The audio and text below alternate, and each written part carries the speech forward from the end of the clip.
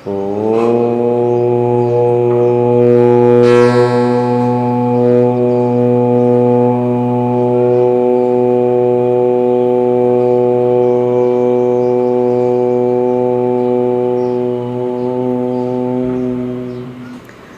नमस्कार आप सभी को। दोस्तों, आज मैं बात करने जा रहा हूँ उद्यान वन के बारे में। लेकिन उससे पहले ये जान लेते हैं कि उद्यान वन लगाते क्यों हैं। उद्यान वन लगाने का मेन पर्पज़ क्या है। दोस्तों, इससे पहले भी 2 वीडियोज़ हैं हमारे जालंधर वन पे और मूल वन पे। अगर उसको आप देख लेंगे तो मैं जो बात अभी करने जा रहा हूँ आप अच्छे से समझ पाएंगे। तो चलिए शुरू करते हैं। देखिए, उद्यान वन लगाने का जो मुख्य पर्पज़ है कि जो विष्णु ग्रंथि है, हमारे शरीर में 3 ग्रंथियाँ होती हैं, ब्रह्मा, विष्णु और रुद्र। तो विष्णु ग्रंथि का वेदन करना। अब इसका मतलब क्या है समझ लीजिए। सबसे नीचे जो मूलाधार है हमारा, वहाँ पे कुंडलिनी शक्ति होती है जो कि सुषुप्त अवस्था में होती है। वो जब जागृत होती है तो वो ऊर्ध्वगामी होती है, ऊपर के तरफ वो चक्रों को भेदते हुए सहस्त्रार तक जाती है। पहले वो क्या करती है, मूलाधार को वेदन करती है, फिर स्वाधिष्ठान चक्र को, फिर मणिपुर, फिर अनाहत, फिर विशुद्धि, फिर आज्ञा, फिर सहस्त्रार को जाती है। अब होता क्या है कि जब कुंडलिनी शक्ति जब ऊपर की तरफ बढ़ती है तो जो विष्णु ग्रंथि है, जिसका संबंध हमारे मणिपुर चक्र और अनाहत चक्र से है, उनके बीच में, इन दोनों चक्रों के वेदन के बीच में बाधा उत्पन्न करती है। ऐसे समझिए, ये जो है हमारा मणिपुर चक्र है और ये हमारा अनाहत चक्र है। और इन दोनों चक्रों के बीच में जो है जो विष्णु ग्रंथि है अवरोध उत्पन्न करती है, बाधा उत्पन्न करती है, ताकि जो कुंडलिनी शक्ति है इन चक्रों का वेदन न कर पाए और ऊपर ना आ पाए। तो मेन मकसद यही है।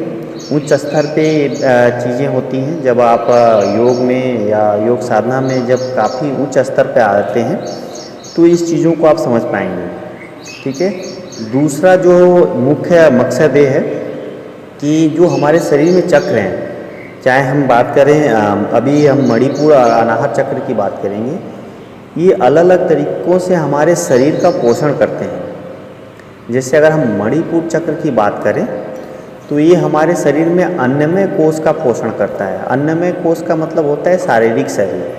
जो भी हम भोजन करते हैं उसके पाचन से लेके और जो मेटाबॉलिज्म क्रिया होती है वो सारा कुछ कौन कंट्रोल करता है, जो हमारा मणिपुर चक्र है। जो दूसरा है अनाहत चक्र, इसका रोल क्या होता है, ये जो हमारी मानसिक और प्राण शरीर है, जिसको मनोमय और प्राणमय कोश बोलते हैं, ये उनका पोषण करता है। और इसमें क्या होता है कि मान लेते हैं कोई भी व्यक्ति अगर विष्णु ग्रंथि का वेदन कर लेता है और दोनों चक्रों का भी वेदन हो जाता है तो क्या होगा जान लीजिए। जैसे हम कोई भी भोजन आहार लेते हैं तो उससे हमारे शरीर को एक ऊर्जा मिलती है, शक्ति मिलती है। लेकिन अगर ये संभव हो जाए कि हम जो उद्यान वन से अगर विष्णु ग्रंथि का वेदन कर लें और मणिपुर अनाहत चक्र का वेदन कर लें तो हम उस आहार और पोषक तत्व पे डिपेंडेबल नहीं रहते हैं। अभी क्या है, हमारे लिए प्रकृति का द्वार है, क्या है, ब्रह्मांड का द्वार खुल जाता है। अब हमारे शरीर की जो भी आवश्यकता है इन लिमिटेड सोर्सों पे डिपेंडेंट नहीं होता है। हम अब हमारे शरीर को ऊर्जा है प्रकृति या ब्रह्मांड से हम खींच सकते हैं, वहाँ से हमें मिलने लगती है। तो उम्मीद करता हूँ आप समझ गए होंगे कि उद्यान वन का मेन मकसद क्या है लगाने का। अब हम बात करेंगे कि उद्यान वन लगाते कैसे हैं। तो 2 विधि है दोस्तों। पहली विधि है खड़े होके और दूसरी विधि है बैठ के। तो सबसे पहले हम खड़े होके विधि बताएंगे कि कैसे खड़े होके इसको किया जा सकता है उद्यान वन को। लेकिन उससे पहले हम बात करेंगे, जान लीजिए कि उद्यान वन कब करना चाहिए और किनको नहीं करना चाहिए। तो जान लीजिए, उद्यान वन जब भी आप लगाएं तो आपका पेट पूर्णतः खाली होना चाहिए। इवन आपकी जो आंतें हैं वो भी पूर्णतः खाली होनी चाहिए। और आंतों को खाली करने का सबसे अच्छा तरीका होता है आप अग्निसार क्रिया कर लें पहले। ठीक है, तो इससे आपका आंत भी पूर्णतः खाली हो जाएगा। तो चलिए अब हम खड़े होके और बताते हैं कि उद्यान वन करते कैसे हैं। खड़े होने के बाद से आपको करना ये है कि दोनों पैरों के बीच में शोल्डर से ज़्यादा गैप कर लीजिए, ठीक है। और देखिए हमारा मकसद है, समझ लीजिए कि जो हमारा उदर है मैक्सिमम चिपक के पीठ से चिपके। कैसे, देख लीजिए।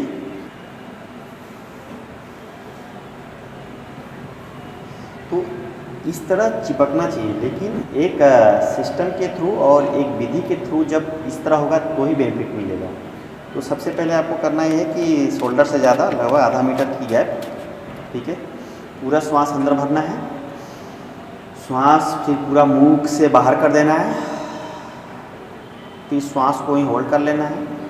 आगे झुकना है, थोड़ा सा घुटना बेंड करके घुटनों पे हाथ ऐसे रखना है या तो ऐसे रख सकते हैं, और फिर पेट को अंदर खींच लेना है जैसे मैं बताया था। और उसके बाद से चेस्ट को फुलाना है, मतलब कि फैलाना है और अंदर खींचना है, ऐसे जैसे कि लगता है कि हम श्वास ले रहे हैं, लेकिन श्वास लेना नहीं है, ठीक है।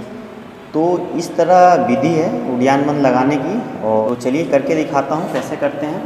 तो मैंने श्वास अंदर लिया,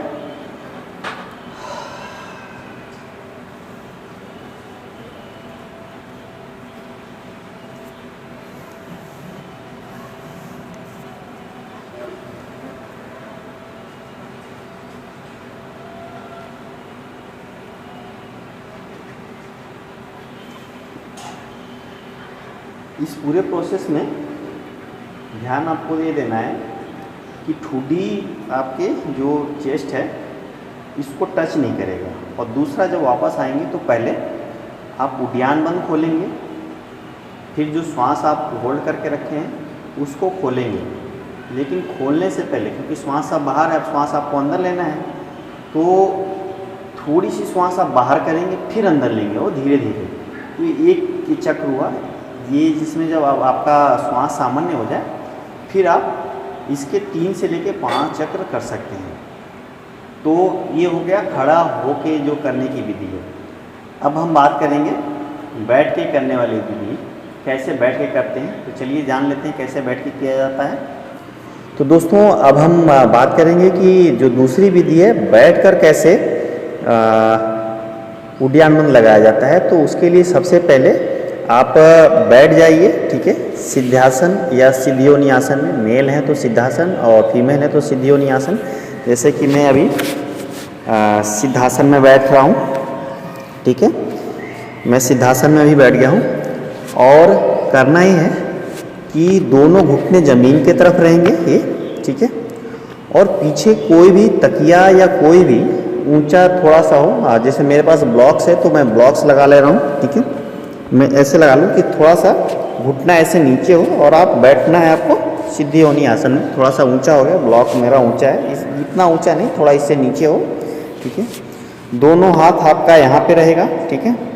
और देखिए पर्पज वही है, समझ लीजिए कि हमारी ये जो ऊपरी परत है, पेट की बात करें, मसल्स हैं, वो हमारे जितना मैक्सिमम पीठ से चिपक जाए। कैसे, देखिए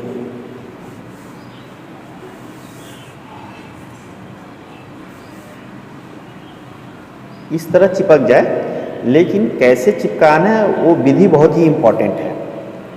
तो सबसे पहले क्या करेंगे, हम हाथ यहाँ रखेंगे, हाथ दोनों सीधा रहेगा, ठीक है।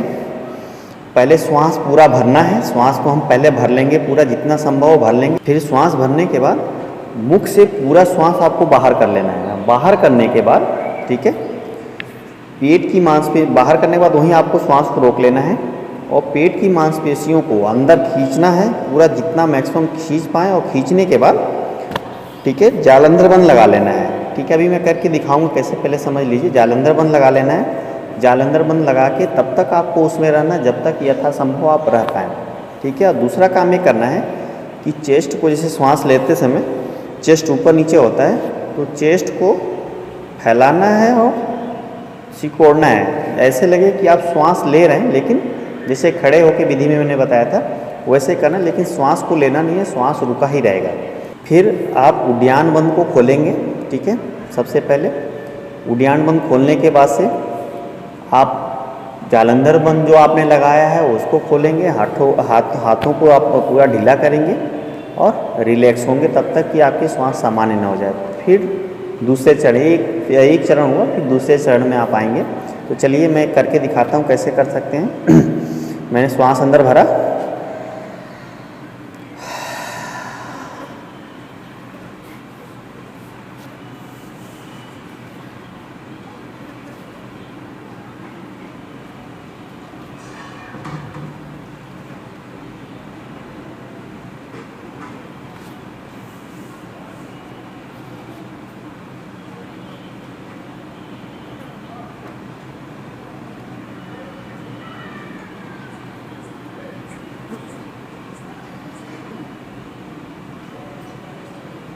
तो इस तरह उद्यान बंद लगाते हैं, पहली विधि और ये दूसरी विधि हुई। इसमें आपको ध्यान ये देना है कि जैसे ही आप जब श्वास लेने की बारी होती है तो तुरंत आपको श्वास नहीं लेना है। आपको पहले श्वास हल्का सा बाहर करके फिर श्वास अंदर लेना है, ताकि हमारे जो फेफड़े हैं वो अच्छे से कार्य कर पाएँ। ठीक है, अब बात करते हैं दोस्तों, उद्यान बंद जो है किनको नहीं लगाना चाहिए। तो गर्भवती महिलाओं को नहीं लगाना चाहिए, जिनको हाई बीपी की प्रॉब्लम है उन्हें नहीं लगाना चाहिए, जिनको हार्ट संबंधी प्रॉब्लम है उनको नहीं लगाना चाहिए ये बंद, और जिनके आंतों में कुछ प्रॉब्लम है, लाइक जैसे कि कोई फोड़ा हो इस तरह का, उनको इस उद्यान बंद का अभ्यास नहीं करना चाहिए। अब बात करते हैं कि इससे लाभ क्या क्या हैं, क्या क्या बेनिफिट होता है। तो दोस्तों सबसे पहला लाभ है इस बंद का कि इससे जठराग्नि प्रदीप्त होती है, जिससे हमारा पाचन क्रिया बहुत अच्छे से होती है, कब्ज और अपच को दूर करता है, हमारे शरीर से जो सुस्ती होती है, जिनको आलस आती है उनके लिए बहुत अच्छा है, उसको दूर करता है। और दोस्तों जिनको शुगर है, मधुमेह रोग है, उनके लिए रामबाण औषधि है, तो उनको इसका अभ्यास जरूर करना चाहिए। तो मिलते हैं दोस्तों अगले वीडियो में, तब तक के लिए नमस्कार।